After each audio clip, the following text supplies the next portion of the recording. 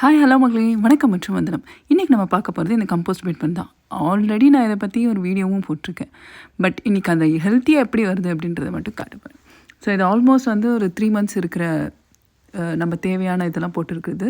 இது நாங்கள் புது பிளான்ட்டுக்கு மட்டும் இல்லைங்க, பழைய பிளான்ட்டுமே எல்லாத்துலேயுமே இதை வந்து தெளிக்க தான் செய்கிறோம். இதுதான் நல்லா உரமாகவும் பேஸாகவும் நாங்கள் போட்டுட்ருக்கோம்.